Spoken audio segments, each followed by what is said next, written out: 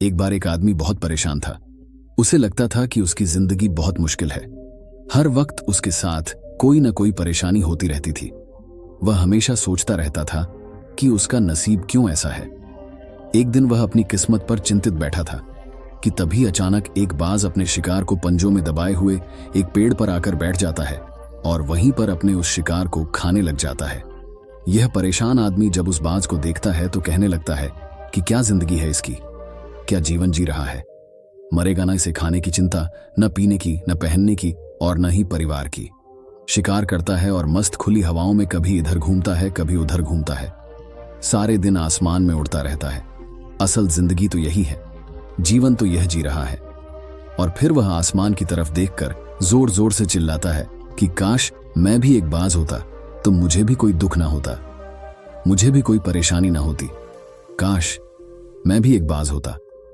जब वह 2 से 3 बार जोर जोर से चिल्लाता है कि काश मैं भी एक बाज होता तो मुझे भी कोई दुख ना होता, मुझे भी कोई परेशानी ना होती, तो अचानक आसमान में बिजली कड़कने लग जाती है और आसमान से आवाज आती है कि हे इंसान, क्या हमने सच सुना कि तू हमारी दी हुई जिंदगी से परेशान है और तू एक बाज बनना चाहता है।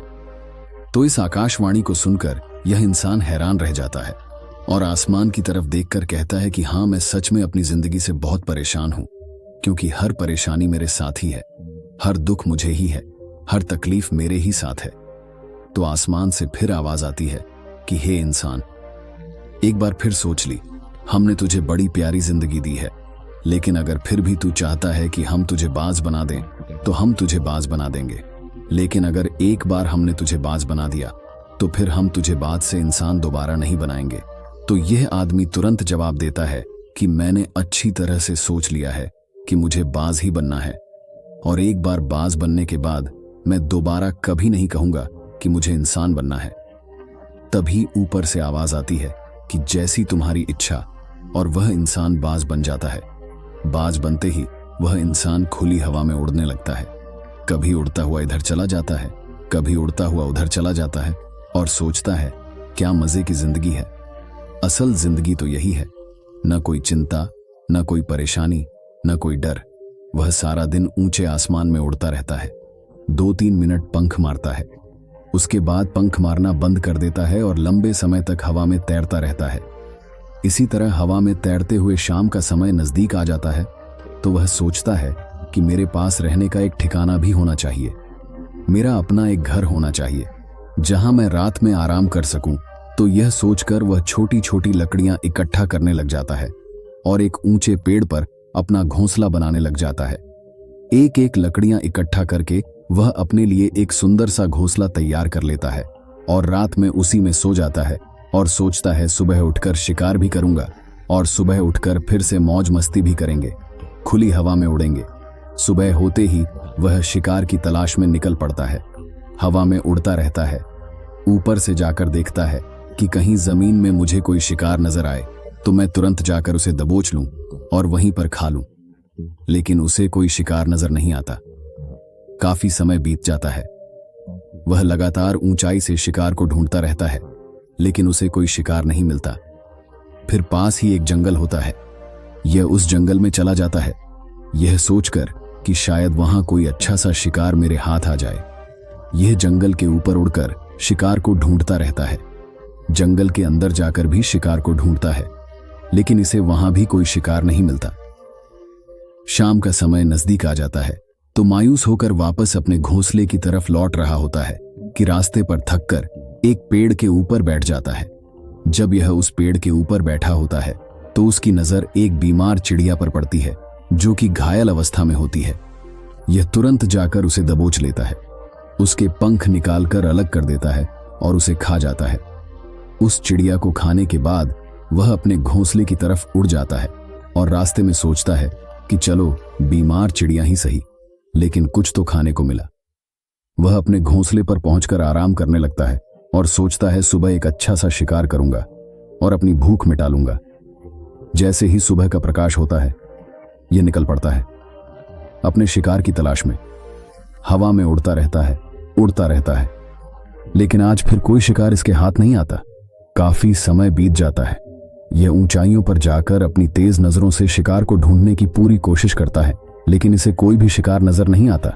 फिर यह पास के उस जंगल की तरफ चला जाता है, लेकिन इसे वहां भी कोई शिकार नहीं मिलता। इसी प्रकार पूरे दिन उड़ते उड़ते शाम का समय नजदीक आ जाता है तो यह निराश होकर वापस लौटने लगता है और रास्ते में एक पेड़ पर आकर बैठ जाता है। सोचता है शायद आज फिर कोई बीमार चिड़िया मेरा इंतजार कर रही हो, लेकिन हर बार किस्मत मेहरबान थोड़ी होती है। आज उसे कोई बीमार चिड़िया नहीं मिलती। यह थक हार कर वापस अपने घोंसले की तरफ चल पड़ता है और घोंसले पर पहुंचकर भूखा प्यासा ही सो जाता है और सोचता है कल सुबह एक बड़ा सा शिकार करूंगा और आज की भूख भी मिटा लूंगा। रात को अपने घोंसले में सोया होता है, गहरी नींद में होता है कि तभी एक भयानक तूफान आता है। इस तूफान की हवा इतनी तेज होती है कि इसके घोंसले को उड़ाकर एक जगह फेंकती है और उसे कहीं दूर दूसरी जगह फेंकती है।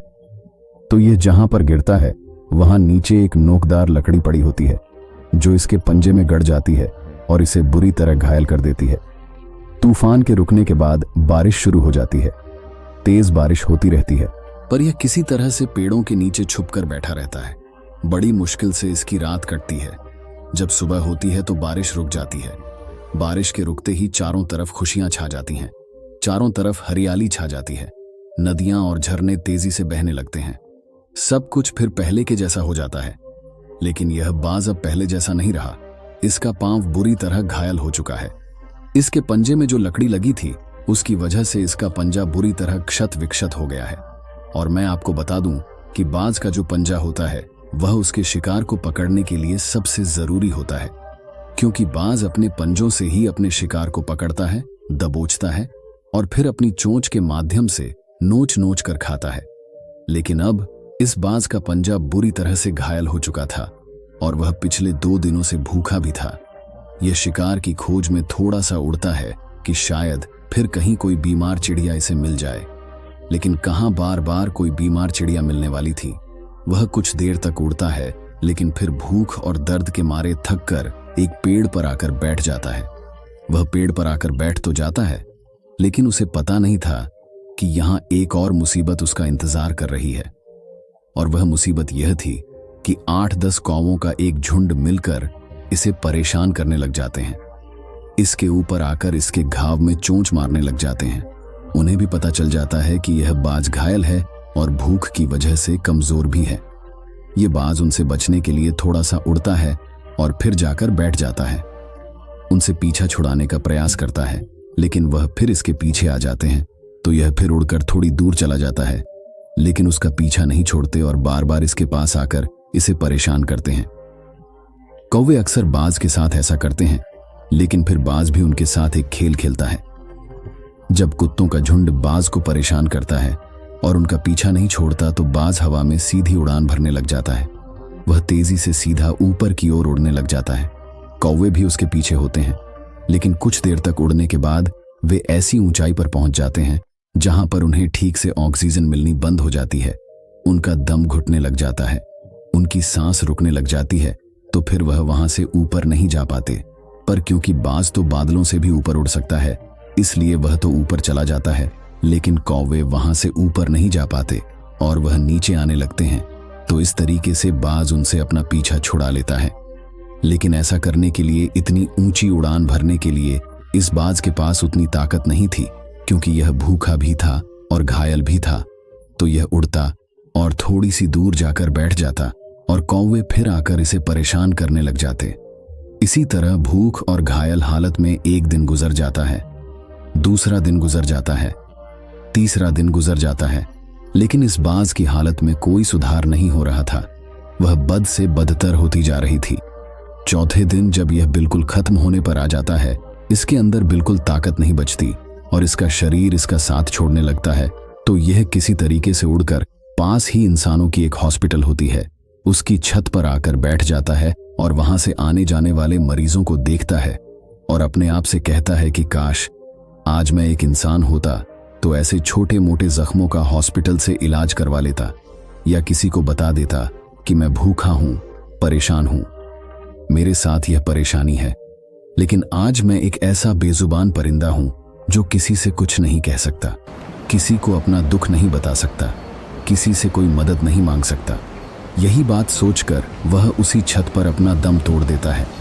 वह अपनी जान की कुर्बानी तो दे जाता है, लेकिन साथ ही साथ हमें यह सीख भी दे जाता है कि आपको जैसा बनाया गया है, आप जैसे भी हो उसी में खुश रहो और उसी में बेहतर करने की कोशिश करते रहो ना कि इस बात से परेशान रहो कि काश में ऐसा होता, काश में वैसा होता, काश मैं यह बन जाऊं।